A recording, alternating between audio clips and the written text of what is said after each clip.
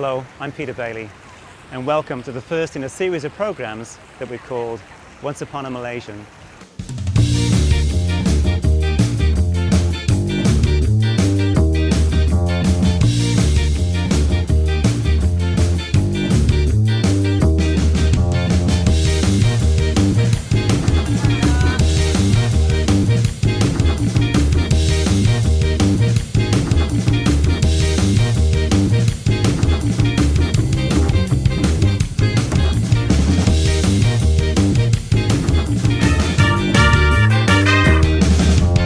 The series is about stories of Malaysians who have left their homeland to create new lives elsewhere in the world. These are stories of the human spirit, stories of endeavour, if you like, rich with emotion and the courage, I think, needed to leave behind all that is familiar and all that the word home represents. And through it all, as with any story of the human spirit, there's humour. Humour mixed with sadness, joy, other emotions, all the emotions you can think of. As the Malaysian people, they reflect back on their journey so far. We begin our series in Melbourne, Australia, one of the most multicultural cities in the whole world. And my home, actually, that I emigrated to many years ago. We really hope you like Once Upon a Malaysian.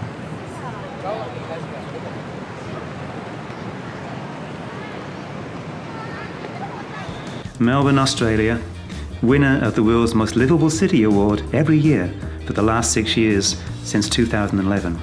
Quite an achievement, staying ahead of 140 of the world's major cities.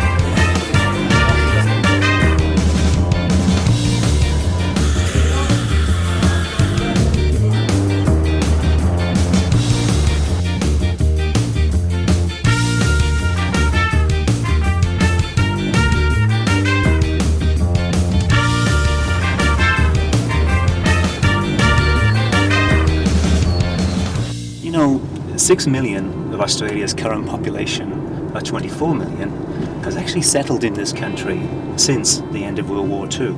So 25% of the population. And this population of 24 million is projected to increase to 42 million by the year 2050. Now, a lot of this growth can be attributed to Australia's very active immigration policy, of course. But immigration has changed a lot since I first came to this country back in 1972.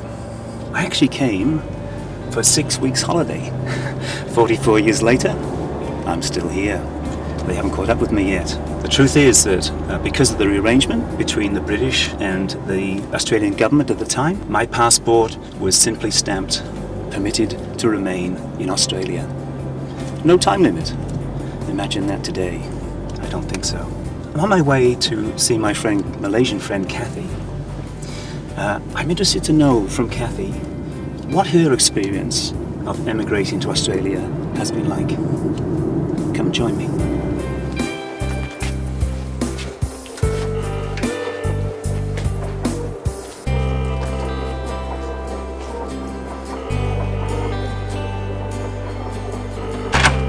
Hi! Hello! How are you? I'm very well, welcome, thank you. welcome to my house. Thanks very much. Yes. Let me come in? Yeah, sure. Thank you. That's great.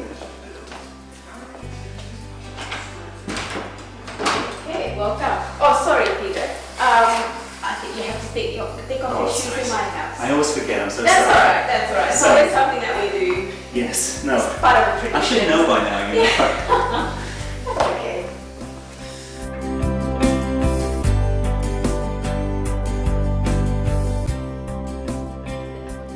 Firstly, thank you so much for showing us around your No lovely worries, homes. yeah. It's really great. Thank My you. pleasure, my pleasure. I was wondering, you know, what made you decide to come to Australia in the first? It's a big decision to make that decision, and when was that? So it happened 10 years ago. I've decided to come to Australia. Actually, it's exactly 10 years ago this year. Well, naturally, I finished my first degree. I decided to further my studies to get my master's. I do have my Malaysian memorabilia with me. For example, or quick example is this coaster. Yes. It's a Malaysian coaster. Yeah. But the thing is, sometimes you wanted to bring something that is very close to your heart, and it's always a reminder of who you are and where you come from. And I have the exact thing to remind me of all of those elements. It's actually that painting that you see up there. Yes. So look at that afterwards. so that painting is actually done by my arts teacher when I was undergoing my secondary studies. And I imagine that missing your family, like most immigrants, that's a difficult thing to deal with sometimes. How we mitigate that? It sounds like a big problem, but no. How we deal with that is I always contact my family, and occasionally I go back home. Occasionally they came over here. To me, what I've felt that I've been missing is actually trying to get in touch with my extended families, because I got close cousins. And when their family extended, I did not know what's going on with the family, and it's been 10 years since I left home. I probably didn't get to know most of my cousins' children. I wish I could have known those beautiful children. So Before we finish, Kathy, I do want to ask you about your love of snow skiing, which I think is a real passion of yours, and of Luke's, I think, which really helps. And I think you took part in an international event, so you must be good. Oh yes. So well, how long is this segment? Because I could talk about it all day long. Yes. So I discovered skiing about 7 years ago, and it's been a point of no return for me, because I love the sport ever since. And it's a natural progression, because I always love extreme sports, anything dangerous, anything that gives you high adrenaline. I'm into it. I've done bungee jumping, I've done horse riding, show jumping, not dressage. I've done all sorts of things. So it's really great to jump into skiing now. And with skiing, it's actually a very dangerous sport. And I've broken my ligament after 2 years only after 2 years of being in the sport. And I did not ski for 1 year after that, and it was the hardest year. Without skiing, it's really hard. And the year after that, you think that I would learn my lesson, didn't you? No, I went straight back into skiing, and even better than that. Kathy is one of the many highly educated Malays living in Melbourne, and I love the uniqueness and striking design of the home she's created with her Australian husband Luke, and fits so well with Kathy's profession as an architect. It was time to leave, but our discussion was a reminder of the depth of emotion we carry with us for our place of birth and those that we leave behind. And it was also time for a love story with a difference. And what happens when the man is Australian from a strict Catholic background who's been divorced, and the lady is a Malay and a very conservative Muslim? I'm excited to invite you into this particular house behind me here, because it's home to another highly energized Malaysian lady called Zara, her husband Julian, and their 3 lovely young children, and we'll get to meet them all. I know that you'll find their story particularly interesting. Let's see if we can catch them with their pajamas on.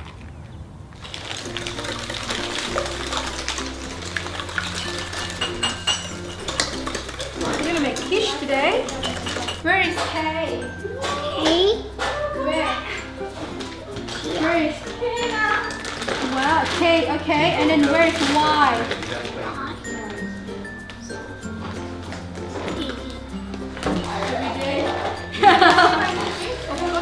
It is. And look, he couldn't wait to get his gummy bear. Firstly, can I thank you both for spending time with us today. It's great, we really appreciate it. Now Zara, you're one of those hard-working Malaysian ladies who I met in the course of making the program, and I think that you're taking multitasking to a whole new level, to be honest. Anyway, you're married, clearly, you have 3 young children, which you could probably hear in the background, ages 3, 4 and 7. You work full-time at the Malaysian consulate. I think you run 3 small businesses, one of which has earned you the title of the Queen of Durian, and we're going to talk more about that later. You both met when you were in Malaysia in 2007, and how did that meeting come about? Totally unexpected coincidence. Was it? Yeah, that's right. I'm always fascinated by how people meet, you know, some of them are great stories. There was she happened to be at the booking office of AirAsia in KL Central. Mm-hmm. I happened to be at the booking office of KL Central too. She was wanting to try and look for a flight to go back to Kelantan, and I was searching for a flight to go to Bandung for our big project, Taman Tamadun Islam, which is a project we're working on at the time. And she saw me jabbering away in Malay. She said, "You speak Malay? You speak in Malay?" And I said, "No, I don't speak in Malay." And she says, "What do you mean? I just saw you just then."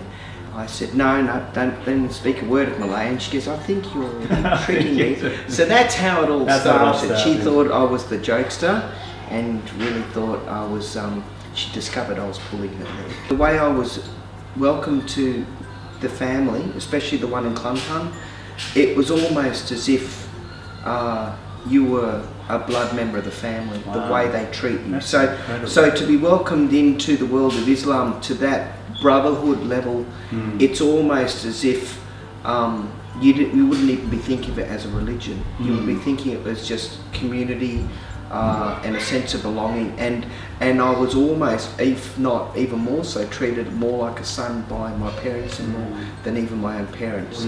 So can I talk a bit more about that assimilation into the Australian way of life? I mean, Australia prides itself on being a very inclusive society. Our Prime Minister only very recently said that, at least I quote, I think, that we are the most successful multicultural society in the world. Now, may I ask you, Zara, has that been your experience? How would you... Now, we're not without our problems, I fully understand that, but largely has that been your experience? I have no problem, no major problem. Like, remember once upon a time they have a huge issues about Islamophobia. Oh yes. And then it's about even there are a campaign hashtag I'll ride with you. Yes. All those things, yes. And I experienced very sweet thing. Like I was sitting at a coffee shop having my lunch, and then one Australian guy paid for my lunch already, and they even bought me a cup of coffee and said, "Hey, I'll ride with you." I said, "Wow, it's amazing." That's really nice. Yes. Australia now has 39 Islamic schools, which quite surprised me, but not so much. The surprise wasn't as much as when I heard that attendances at the schools had increased by 82% in recent years. I guess that's to do with immigration as well. Now, your eldest, Kyla, she goes to a public school in a week, but you also send her to an Islamic school each Sunday. Can I ask you the thoughts behind that mixed schooling for Kyla? Okay, for me, I still believe that let her to be a part of the system that already exists here. Julian is a part of the system, myself part of the system from where I come from. So with Kyla, let her to assimilate with children over here. And then every Sunday is a special class for the Islamic studies. So over there she learns how to read Quran, she learns about Islamic studies, she learns about the history of Islam, and then she's also been mingled with different children who are Muslim but come from different part of the world, which is beautiful. Yes. It's not only from Malaysia, they come from Indonesia, from Sudan, from Ethiopia, from Lebanon, and also Australia itself. Because I don't want to restrict my children. I want them to grow up in harmony, looking at where's daddy from, where's mommy from, and then pick up the best from both cultures. That's great. Bismillah, Alihuma, Baraklama, Thema, Wazakana, Wakina, Alabana. Amen. Good boy. Here we go. Thank you. Yeah. As I glanced at their family photos, I felt privileged to have learned of Zara and Julian's story. A story of love, overcoming all that had stood in the way of the union they had dared to create. And it was love of a different kind that led me to another Malaysian lady, Raja from Kuala Lumpur. Her love of and real talent for painting. Well, Raja, thank you very much for talking to us today. Welcome to Once Upon a Malaysian. We're really happy to be able to feature you in the program. Thank you, Peter. You're welcome. I'm interested to know, Raja, how old you were when, whether you yourself discovered or maybe your parents discovered or your teachers discovered that you had this wonderful talent for painting. How old were you then? I think, I realized that I have a talent when I was 8 years old. Okay. I have an art teacher. He always, like after we finished the art class, then he would just put it in front of class. He said, please follow like Raja, the way she paint, the way she draw. And then when I went to secondary school, I had this art teacher named Mr. Lim. He saw my artwork. Okay. He's the one told me that, do you know, Raja, you have a talent in art. I think at that time I was 16 years old. From there, we have a lot of exhibition for Penang School. And he always asked me to join all the exhibition. That's great. So that's how it all began. Yes. But you started your first oil painting when you were just 15. Yes, correct. But you actually have your husband, Taranjit, to thank for taking your art more seriously. Can you tell me how that came about? Yes, my husband worked as a pilot. He was with Singapore Airlines at that time. Because after I got married, I resigned from Malaysia Airlines. I used to work with Malaysia Airlines for 10 years. Then after my first baby, I resigned and I became full-time housewife.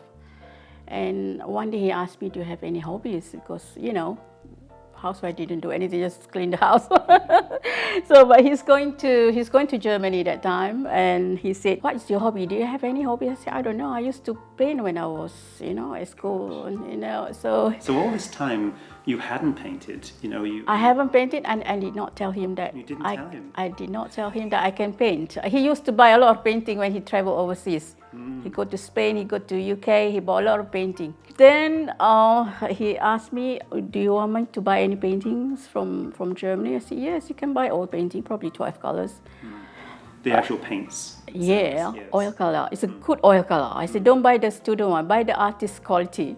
And he did, and since then I've been painting. Yeah. Until now. What a Non-stop. surprise for your husband, though. I mean... Yeah, after he discovered that I can paint, he never buy any more painting from overseas. Yeah, it's good. That's a nice story. We decided to migrate to Australia because the children education. My husband's sister was here more than 25 years that time, and she's already migrated to Australia 25 years ago that time. He just said to my husband, just bring over your children and your families, Yes. Yeah, because she think the education system's a lot better in sense of you can do whatever you want. You can become a graphic designer, you can become a teacher, there's so many courses that you can do compare back home. Okay, I yes. think that's the reasons. So it was all about the children and the children. About the children that time, it's all about the children, of course, about my artwork. I'm sure that there must be some things, perhaps many things, that you miss about your homeland, about Malaysia. Am I right? I miss Malaysia every second, every minute in my life here in Australia. I will never forget Malaysia. It's where I was born. Yes. And I still keep contact with my family. Every week I call my mom. I want to continue that. Yes, of course. As my time with Raja came to an end, I reflected back on the many stories of the Malays that I had met and the desire these had created in me to visit Malaysia to gain some sense of the country they had to leave behind.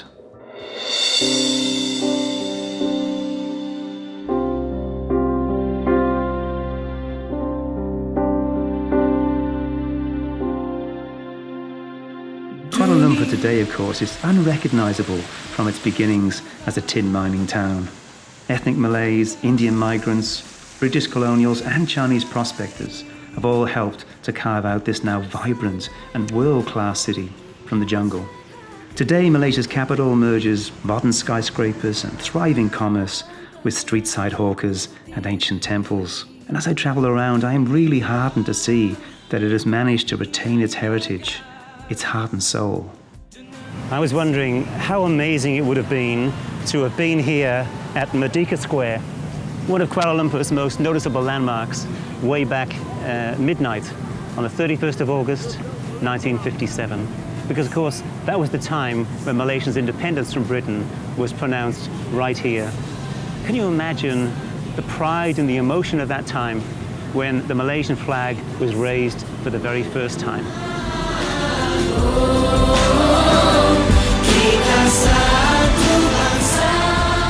Merdeka!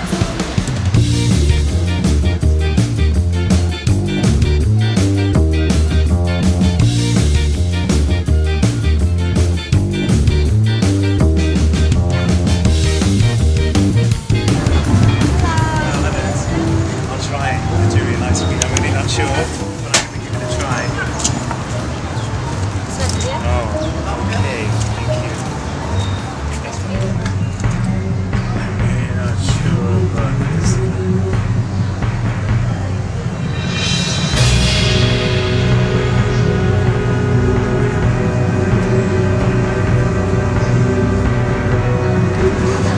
It's okay. Actually quite nice. You do get used to it. I think we should do this. That's better.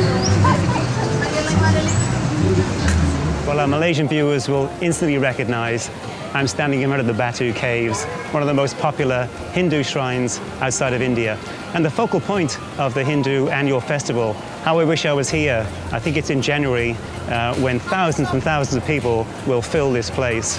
And also the world's tallest statue that you can see of the Indian Hindu god Murugan. These caves are said to be 400 million years old. I mean, that's incredible to me. There's 272 steps here. Now, in theory, this shouldn't be a problem for me because where I come from in Melbourne, Australia, there's a climb called the 1,000 Steps, which I've done many times. But ask me again when we get to the top.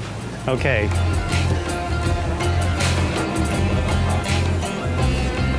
Well, I think my opinion is that the 272 steps here in this kind of humidity is probably the equivalent of the 1,000 steps that I do when I'm in Melbourne. But I've checked my pockets to make sure that with all these monkeys around, I still have my passport, my wallet, and my glasses, which is a bonus.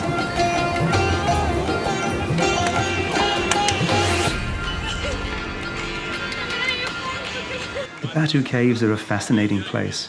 As far back as 1860, Chinese settlers began excavating this limestone hill, almost 100 meters high, with a series of caves and cave temples with many idols and statues. And of course, there's always a trader keen to sell you a souvenir. And if they don't take your money, the monkeys just might. As I walked away from Batu Caves, I was already looking forward to my next experience, and a Malaysian landmark of a very different kind. Shah Alam was the first mosque I'd ever been in. It clearly deserves its reputation as one of the most stunning architectural structures in Malaysia. It may be surprising for some to hear that we have 340 mosques in Australia now, the first being built in 1861. But none can compare to the scale and grandeur of the magnificent Blue Mosque. The time was rapidly approaching, though, for the breaking of fast.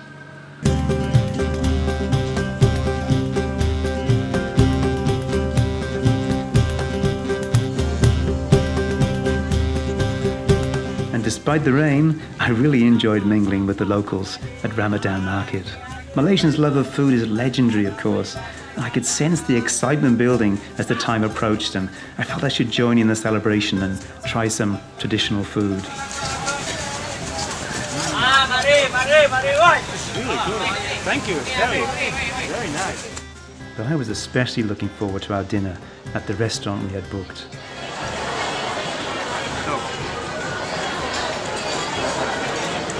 I have to admit, however, that my local table manners left a lot to be desired.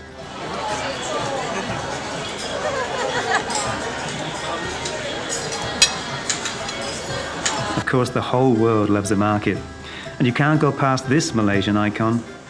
Central Market has been here for 120 years and is classified as a heritage site.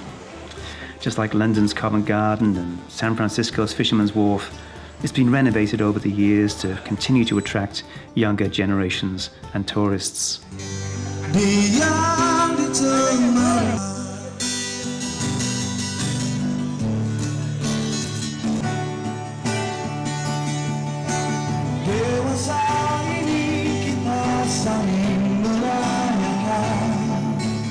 As well as embroidery, carving, souvenirs, sculptures, and of course food. I thought they had a good range of hats.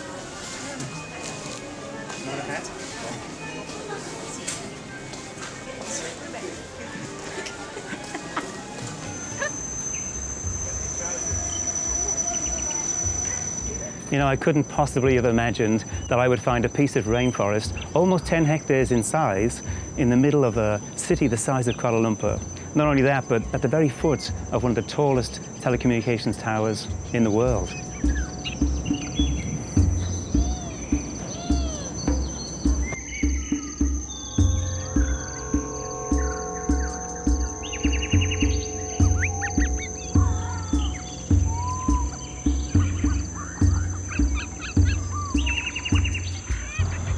You know, it's only the sounds of the incessant Kuala Lumpur traffic that I can hear in the distance that prevent me from feeling I'm in some sort of expansive wilderness, miles from anywhere. It's amazing.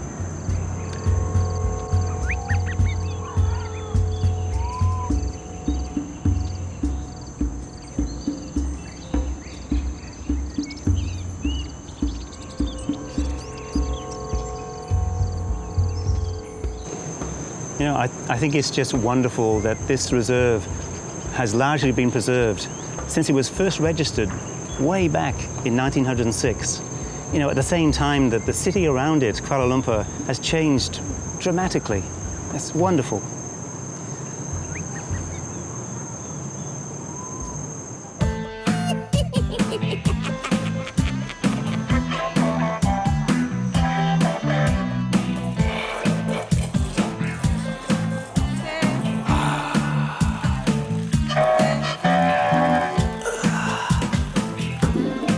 My visit to the Eco Park ignited a real desire to leave behind the urban hustle and bustle for a while and explore some of Malaysia's beautiful countryside.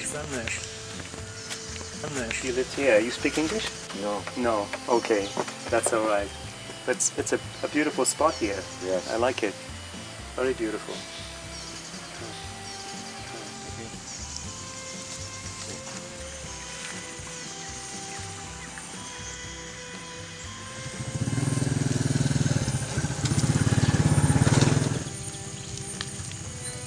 I'd noticed a family nearby as we were driving, so I thought I would take a chance that their English was better than my Bahasa and go to meet them.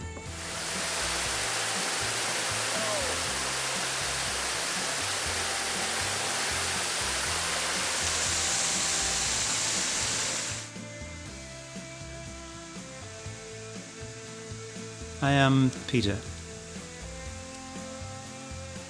How many children? 6 children. Whoa. I have 2. 2 is enough. 3 boys and 3 girls. Wow, that's amazing. And how long you lived here? 3 months. You will stay here now? Okay.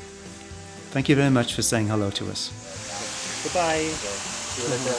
Bye. Added much to my experience of Malaysia as the time came for me to leave, with very fond memories. Now I understand why those who have left Malaysia are so intent on keeping their culture and traditions alive.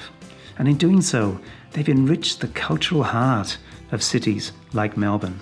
The very successful Fiesta Malaysia is a great illustration of this.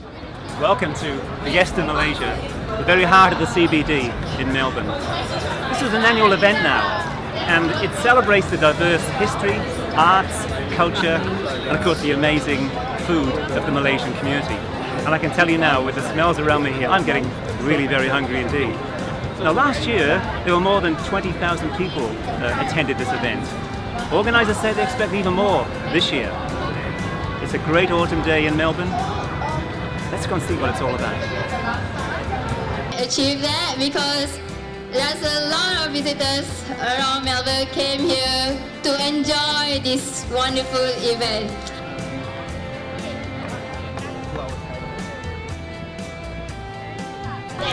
1 minute, not be long, sir.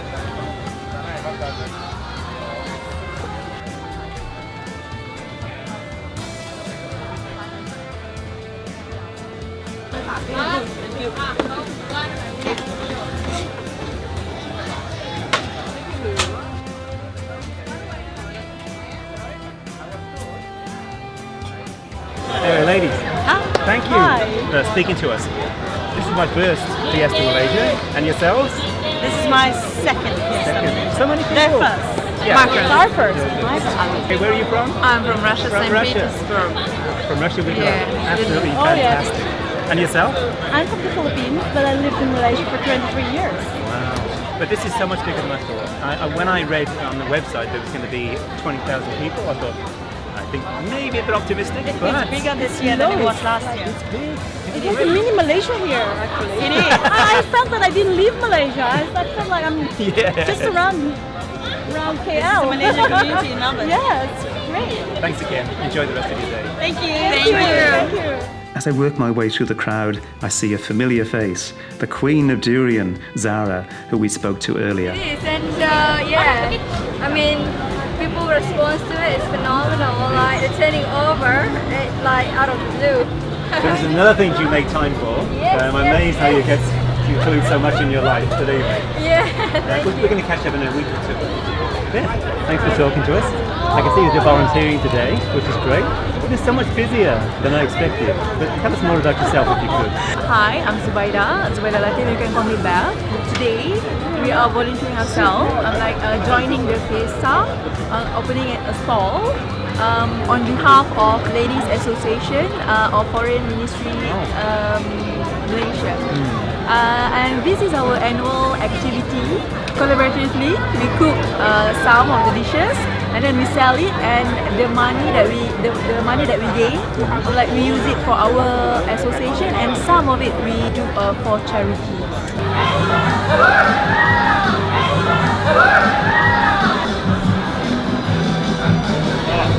Now, eating durian ice cream is one thing, but entering a durian eating competition? What was I thinking?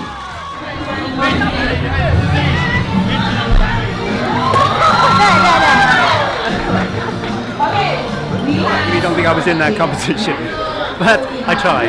It's actually better than I thought. It had this kind of sweet taste to it, which I quite liked. It was better than I thought, so the taste is better than the smell. I think everybody knows that.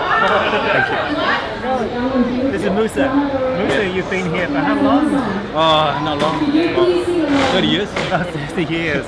And for most of that time, as I understand, you've been teaching. You've been teaching martial arts, teaching music.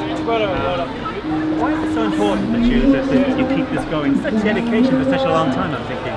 Yeah, where I come from, all the cultural, very important for us, like food and cultural, music, all traditional. Before that, I was playing like pop music and stuff like that. Until I came down here, I realized, our music is important, to show Australian the richness of our music and our culture and the food and stuff like that. That's why I continue doing it.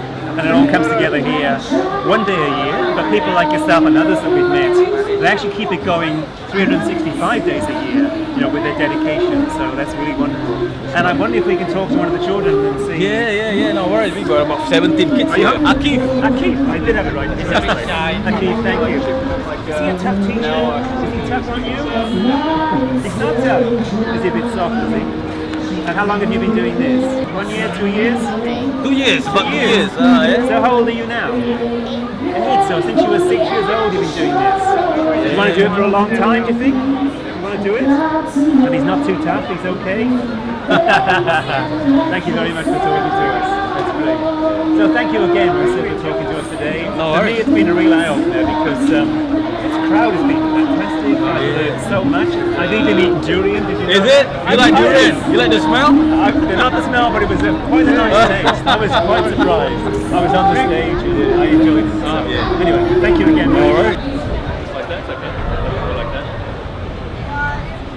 Nick, that was just wonderful. I've not seen it. Is it gamelan? Am I pronouncing it correctly? Gamelan is the music with the gongs, and we did rampak gendang. Gendang is the drums, and we did the rampak gendang, which is the synchronized drums, and then we did pencak silat, which is a Malay or Indonesian martial art after that. So Nick, I have to ask you, How are you so familiar with all this? And what is you're an Aussie guy? No, I was born in South Africa, but I grew up in Malaysia. Oh, okay. So you developed an interest there. Yeah. You've carried it all the way through. Yeah. So how long have you been doing this now?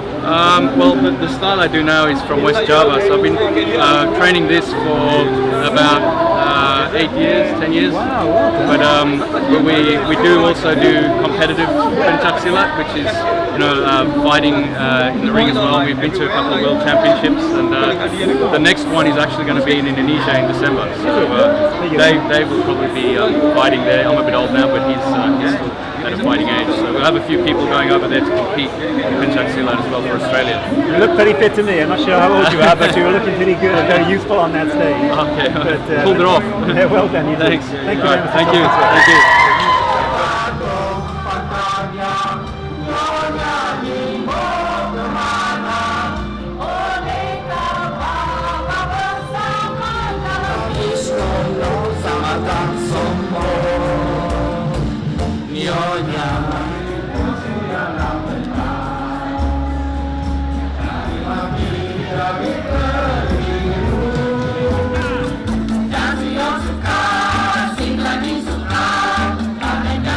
Yeah, thank you again. So you get together every week, which is quite a commitment of time. So it's obviously important to you, and you were definitely enjoying yourselves there. As I said, I was in the background and I was trying to look at, and I was going to ask this lady to show me a couple of moves. Anybody want to show me a couple of moves? Come on, go. You little one, you did it.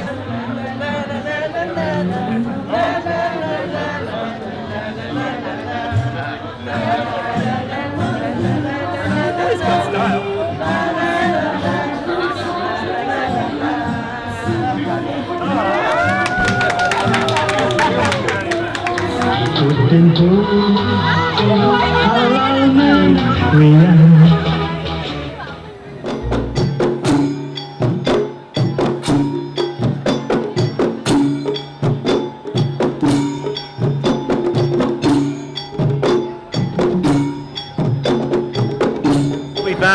Wandering around Federation Square in Melbourne is Kathy. I'm getting in the spirit of things, as you can see. I'd be so surprised by the size of the crowd. What about you? Yes, I find it really exciting to see that this many people who come to Fiesta Malaysia. And it's, as you already know, it's a once a year event. Yes. And this is the time when we all come and congregate in one place in Fed Square in Melbourne to try a lot of food. And food, I can't think of anything else. But yes, also to embrace inner culture and see some cultural shows and meet other people. So it has been marvellous. I've learned such a lot here today. I really have. And to meet so many people who are every day keeping the traditions, the culture, the arts, alive, let alone the food. To keep them alive, it's a very vibrant community actually. Absolutely. Yeah, I was really thrilled to see the event that's happening today, and I think by far I felt that this is the most celebrated, the biggest crowd that we've ever had.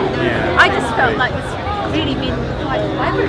Didn't you feel that? I did, very much so. Absolutely. I'm in the spirit. Oh, you're in the spirit. Eating durian, wearing the hat. I'm in.